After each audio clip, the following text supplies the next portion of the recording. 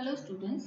तो last class में हमने वाइब्रेशनल स्पेक्ट्रा के बारे में पढ़ा था कि किस प्रकार से वाइब्रेशनल स्पेक्ट्रा को हम आईआर स्पेक्ट्रा भी कहते हैं। उसके अलावा हमने वाइब्रेशनल एनर्जी लेवल्स के एनर्जी डिटर्मिनेशन के लिए फॉर्मूला भी देखा था।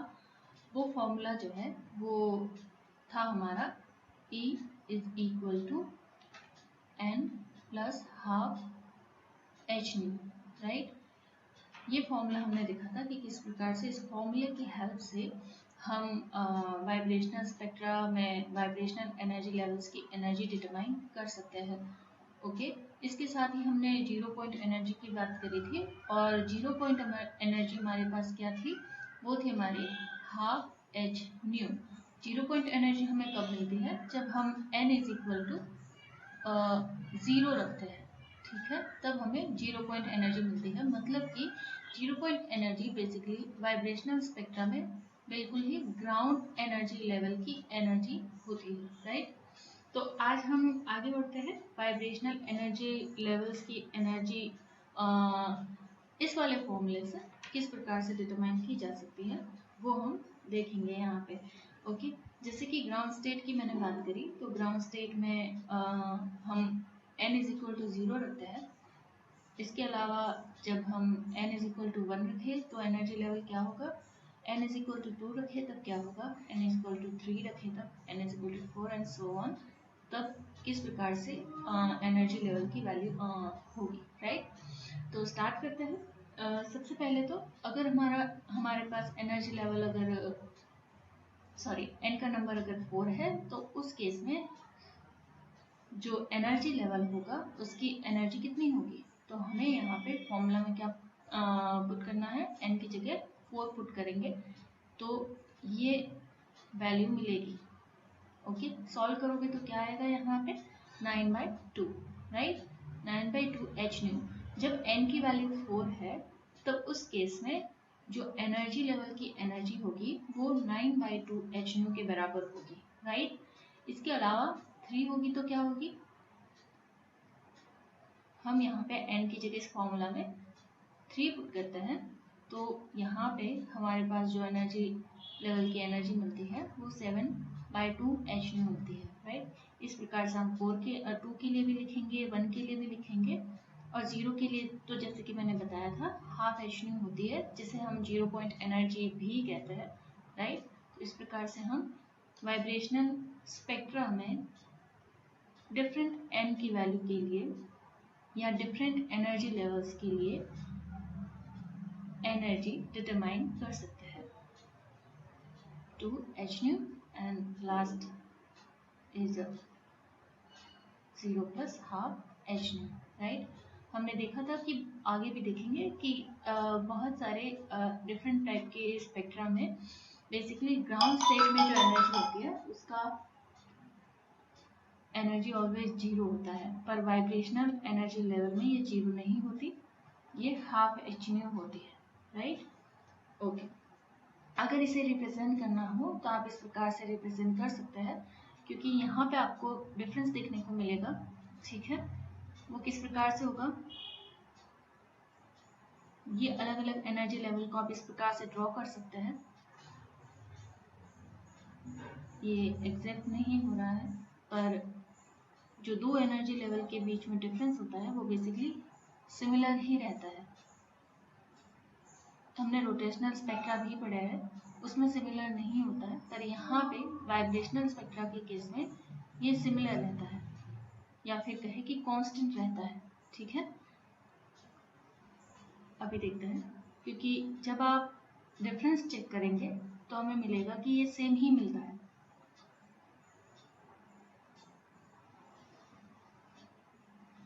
ओके, लाइंस जो है आगे पीछे हो सकती है। तो यहाँ पे अगर हम देखें, ये हमारा अगर n इज इक्वल टू 0 है, ये 1 है, ये 2 है, ये 3 है और ये 4 है, राइट। इसके लिए अगर देखें तो हमें एनर्जी डिफरेंस निकालना है, यानी कि जब हम ट्रांजिशन की बात करते हैं जहाँ पे हमें स्पेक्ट्रल लाइन मिलती है, ठीक है, तो अगर n इज इक्वल टू 0 से n इज इक्वल टू 1 में ट्रांजिशन हो रहा है मॉलिक्यूल का या एटम का, तो ये जो एनर्जी का डिफरेंस होगा n इज इक्वल टू 0 से लेकर 1 में, वो कितना होगा? तो यहाँ पे जो डेल ई आएगा वो कितना आएगा, वो यहाँ पे हम देखते हैं। तो हम कहें कि ट्रांजिशन अगर n इज इक्वल टू 0 से लेकर 1 में हो रहा है, उस केस में जो डेल ई होगा वो कितना होगा? तो यहाँ पे हम फाइनल माइनस इनिशियल करते हैं, तो ये हो जाएगा 3/2 H new minus half H new. H new तो कॉमन आ जाएगा बाहर, ठीक है। तो इस प्रकार से हम इसको लिखते हैं एच न्यू, और ये हम जब इसे सॉल्व करेंगे तो क्या आएगा? ये हमारा आएगा 1 एच न्यू के बराबर। ओके, सॉल्व करना आई होप इतना हमें आता है मैथमेटिक्स, ठीक है। 2 हम एलसीएम लेंगे यहाँ पे, और जब हम इसे सॉल्व करते हैं तो हमारे पास 2/2 एच न्यू आता है, और फिर फाइनल सॉल्यूशन 1 एच न्यू आएगा। तो बेसिकली हम कहें कि अगर n इज इक्वल टू 0 से n इज इक्वल टू 1 में ट्रांजिशन हो रहा है, तो उस केस में डेल ई की वैल्यू कितनी होगी? ये हमारे पास होगी एच न्यू के बराबर, राइट। इसके बाद जब हम कहें कि n इज इक्वल टू 1 से n इज इक्वल टू 2 में ट्रांजिशन हो रहा है, उस केस में कितनी होगी डेल ई की वैल्यू? तो वो हमारे पास होगी 2। देखो 2 कितना है? 5/2 है, 2 के लिए वैल्यू क्या है? 5/2 है, राइट। तो 5/2 H new minus 3/2 H new. Okay, 1 के लिए यही है, राइट। तो ये करते हैं अगर हम, तो सॉल्यूशन हमारे पास क्या होगा? 2 एलसीएम आ जाएगा, यहाँ पर भी बाहर जो है एच न्यू हमारे कॉमन आ जाएगा। ये है 5 और -3, रिजल्ट क्या रहा? 2/2 एच न्यू। अगेन क्या रहा? 1 एच न्यू, राइट। तो अगर 1 से लेकर के 2 में ट्रांजिशन हो रहा है, उस केस में भी हमारे पास जो वैल्यू आती है वो कितनी आएगी? एच न्यू के बराबर ही आएगी, राइट। एक लास्ट करते हैं, उसमें आपको बिल्कुल क्लियर हो जाएगा कि अगर n/2 से ट्रांजिशन जो है वो n/3 में हो रहा है, तो उस केस में डेल ई की वैल्यू कितनी होगी? n/3 देखो कितना है वैल्यू n/3 के लिए? n/3 के लिए वैल्यू जो है वो 7/2 है। तो हम यहाँ पे लिखते हैं 7/2 minus 5/2, n is equal to 2 के लिए 5/2 है, और एच न्यू यहाँ पे कॉमन है। इसे सॉल्व करोगे तो अगेन जो है 2/2 एच न्यू आएगा, और अगेन ये हमारे पास क्या रहेगा? रिजल्ट एच न्यू ही रहेगा। ओके, तो हम कहते हैं कि अगर ट्रांजिशन n/2 से n/3 में भी हो रहा है तो भी एच न्यू के बराबर आता है। इस प्रकार से आगे जब आप सॉल्व करते रहोगे तो हम देखते हैं कि दो एनर्जी लेवल के बीच में जब ट्रांजिशन हो रहा है, उस समय जो एनर्जी डिफरेंस है वो डेल ई जो है वो एच न्यू के बराबर ही होता है। यानी कि यहाँ से यहाँ n इज इक्वल टू 0 से n इज इक्वल टू 1 में ट्रांजिशन के लिए जो एनर्जी रिक्वायर्ड होती है वो एच न्यू होती है। इसी प्रकार से n1 से n2 में भी एच न्यू, n2 से n3 में भी एच न्यू, n3 से n4 में भी एच न्यू एनर्जी जो है वो रिक्वायर्ड होती है। और बेसिकली यही जो है हमारी स्पेक्ट्रल लाइन है, ठीक है। इस एनर्जी पर हमें पहली स्पेक्ट्रल लाइन मिलती है एच न्यू पर, सेकेंड स्पेक्ट्रल लाइन भी हमें एच न्यू पर ही मिलेगी, थर्ड भी एच न्यू पर मिलेगी, और फोर्थ भी स्पेक्ट्रल लाइन जो हमें एच न्यू पर ही मिलेगी, ठीक है। तो यहाँ से कंक्लूजन क्या निकलता है? यहाँ से हमारे पास कंक्लूजन निकलता है कि इस केस में in case of SHO, I hope आपने पिछली वीडियो देखी होगी, हम यहाँ पे आइडियल केस पढ़ रहे हैं, ठीक है। आइडियल केस में हमने एक डायटोमिक मॉलिक्यूल को जो है SHO कंसिडर किया है, यानी सिंपल हार्मोनिक ऑसिलेटर कंसिडर किया है। ओके, सिंपल हार्मोनिक ऑसिलेटर मैंने आपको एक्सप्लेन किया था लास्ट वीडियो में भी कि जो उसका इक्विलिब्रियम होता है बॉन्ड का, उसके दोनों तरफ जो स्ट्रेचिंग अगर बॉन्ड में हो रही है तो वो इक्वल होती है, ठीक है।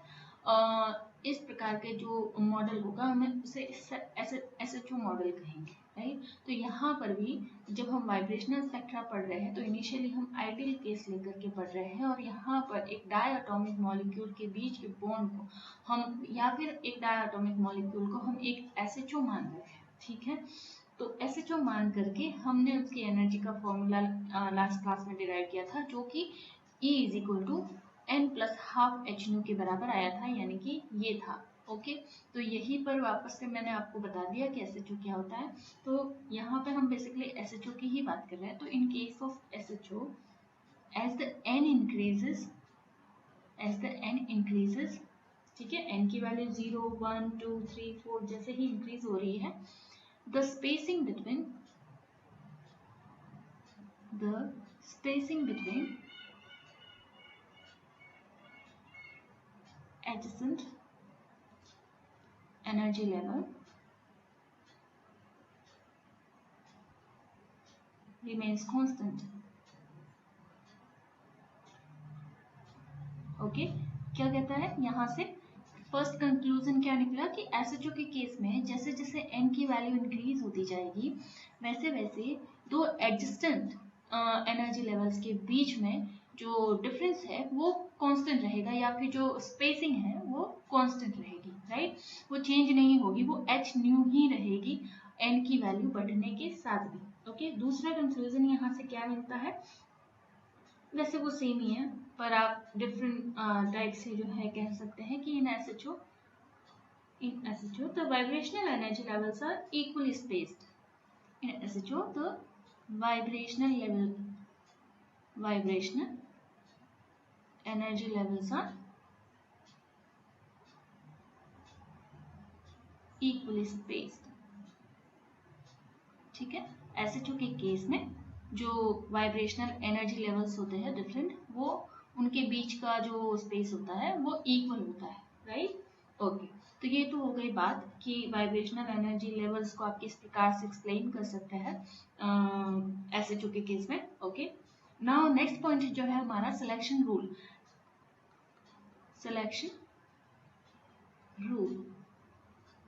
हमने रोटेशनल स्पेक्ट्रा के केस में भी सिलेक्शन रूल पढ़ा था, तो आई होप कि अभी आपको ये बताने की ज़रूरत नहीं है कि सिलेक्शन रूल क्या होता है, ठीक है, हमने अच्छे से डिस्कस किया है।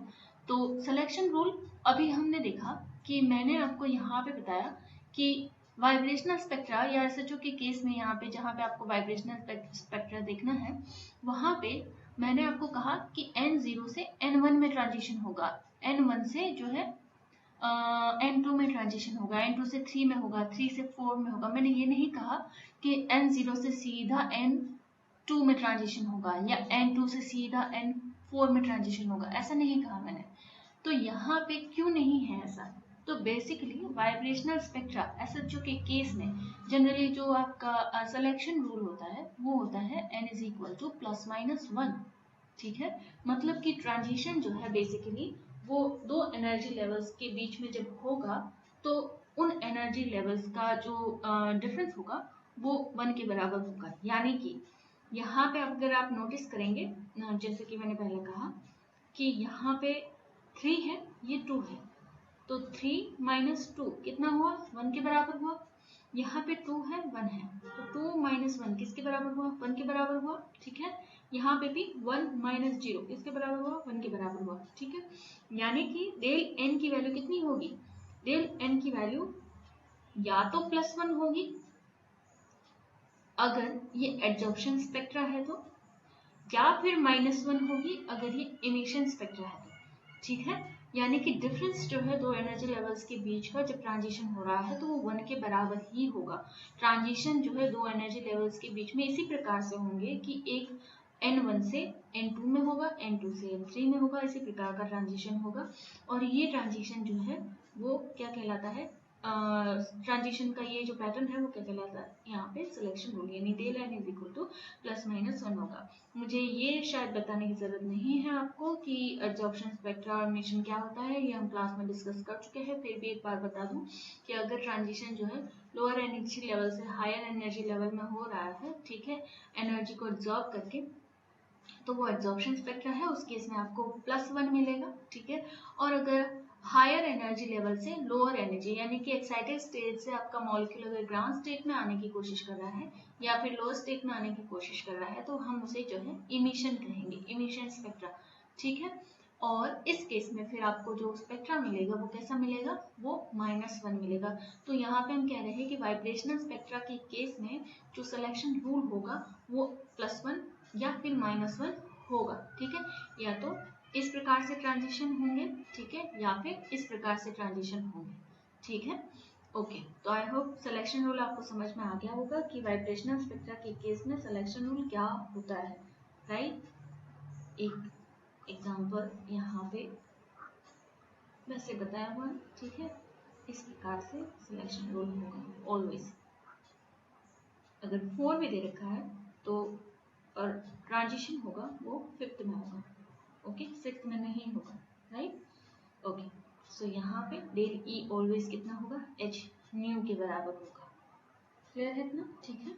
और यहाँ पे जो 0 से लेकर के 1 में ट्रांजिशन हो रहा है, यानी कि फर्स्ट ट्रांजिशन जो होता है उसे हम फंडामेंटल ट्रांजिशन कहते हैं, फंडामेंटल ट्रांजिशन कहते हैं, ठीक है। ये हमारा फंडामेंटल ट्रांजिशन है, राइट। चलो, तो इतना आई होप आपको क्लियर हो गया होगा सिलेक्शन ग्रुप तक। अब नेक्स्ट देखते हैं इंटेंसिटी, राइट। तो स्टार्ट करते हैं इंटेंसिटी, यानी कि जो ये स्पेक्ट्रा आपको मिल रहा है या जो स्पेक्ट्रल लाइंस, ये जो स्पेक्ट्रल लाइंस आपको मिल रही है, ठीक है, इनकी इंटेंसिटी कौन कौन से फैक्टर्स पर डिपेंड करती है, या फिर इनके इंटेंसिटी को आप किस प्रकार से एक्सप्लेन कर सकते हैं। इंटेंसिटी ऑफ स्पेक्ट्रल लाइंस,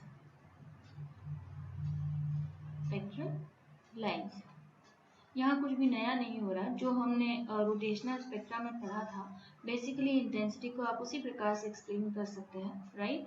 तो यहाँ पे फर्स्ट पॉइंट जो है इंटेंसिटी का, वो है कि इंटेंसिटी बेसिकली पॉपुलेशन रेशियो के प्रोपोर्शनल होती है। इंटेंसिटी जो है यहाँ पे पॉपुलेशन रेशियो के प्रोपोर्शनल होती है, population ratio, okay. Population ratio क्या है, यानी कि जो ग्राउंड स्टेट में आपका मॉलिक्यूल्स या एटम्स है, उनका पॉपुलेशन को कंपेयर करें अगर हम, जो एक्साइटेड स्टेट में है, चाहे वो N1 में हो, N2 में हो, N3 में हो, उनकी पॉपुलेशन से जो रेशियो आपको मिलता है उसे हम पॉपुलेशन रेशियो कहेंगे, ठीक है। क्या हम जो है N नोट सॉरी N को हम क्या कहेंगे, पॉपुलेशन रेशियो कहेंगे, यानी कि nth लेवल में मॉलिक्यूल्स की संख्या अपॉन ग्राउंड स्टेट में मॉलिक्यूल्स की संख्या, राइट, उसे हम पॉपुलेशन रेशियो कहेंगे, रेशियो, ओके। चलो, तो यहाँ पे हम कह सकते हैं कि इंटेंसिटी बेसिकली किसके प्रोपोर्शनल होती है, वाइब्रेशनल स्पेक्ट्रा के केस में पॉपुलेशन रेशियो के प्रोपोर्शनल होती है, राइट। पॉपुलेशन रेशियो को पढ़ने से पहले आपको कुछ बेसिक चीज जो है पॉइंट्स क्लियर करने होंगे कि यहाँ पे वाइब्रेशनल स्पेक्ट्रा में जो डीजेनरेसी होती है वो डीजेनरेसी, 1 सेकेंड,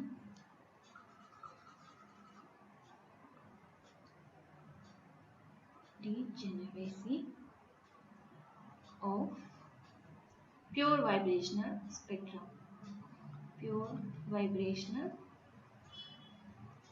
spectra, ओके। तो प्योर वाइब्रेशनल स्पेक्ट्रा की डीजेनरेसी कितनी होती है, ये बेसिकली 1 के बराबर ही होती है, चाहे आप n की वैल्यू 1 लो, 0 लो, 2 लो, 3 लो, 4 लो, कितनी भी लो, ये ऑलवेज 1 के बराबर ही होती है। डीजेनरेसी का मतलब आई होप हमने आपको पता होगा, हमने प्रीवियस क्लासेस में पढ़ा है, ठीक है, रोटेशनल स्पेक्ट्रा में भी पढ़ा है। डीजेनरेसी का मतलब क्या होता है कि जो आपके एनर्जी लेवल्स हैं, ठीक है, वो सेम एनर्जी के कितने हैं।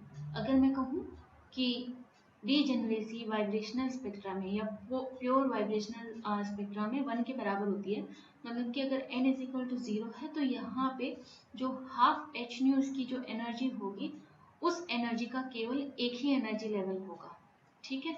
ये इस एनर्जी का 3/2 एनर्जी का केवल एक ही एनर्जी लेवल होगा। अगर मैं कहूँ कि degeneracy n is equal to 1 के लिए 2 है, तो E is equal to H nu energy वाले एनर्जी लेवल्स जो है वो 2 है। समझ में आ गया? मैं क्या कहूँ, degeneracy of n is equal to 1 के लिए एनर्जी डीजेनरेसी 2 है, मतलब कि यहाँ पे अगर आप n इज इक्वल टू 1 है तो उस केस में आपको 2 एनर्जी लेवल मिलेंगे सेम एनर्जी के, और वो भी कितनी, 3/2 एच न्यू एनर्जी के, ठीक है। बट यहाँ पे प्योर वाइब्रेशनल स्पेक्ट्रा में ये केस नहीं होता है, यहाँ पे जो है ओनली डीजेनरेसी सारे के सारे एनर्जी लेवल्स की सेम ही होती है, और वो होती है 1। यहाँ पे एक ही एनर्जी लेवल एनर्जी के 2 से ज़्यादा एनर्जी लेवल्स नहीं होते, ठीक है। तो इंटेंसिटी ऑफ जो स्पेक्ट्रल लाइंस है वो पॉपुलेशन रेशियो पे डिपेंड करती है, और प्योर वाइब्रेशनल स्पेक्ट्रा में जो डीजेनरेसी होती है वो 1 के बराबर होती है। बाकी जो इसमें जो पॉपुलेशन रेशियो वगैरह आप किस प्रकार से निकालते हैं और ग्राउंड स्टेट की पॉपुलेशन जो है वो किसके बराबर होती है, वो हम नेक्स्ट क्लास में डिस्कस करेंगे। इस क्लास में इतना ही। Thank you.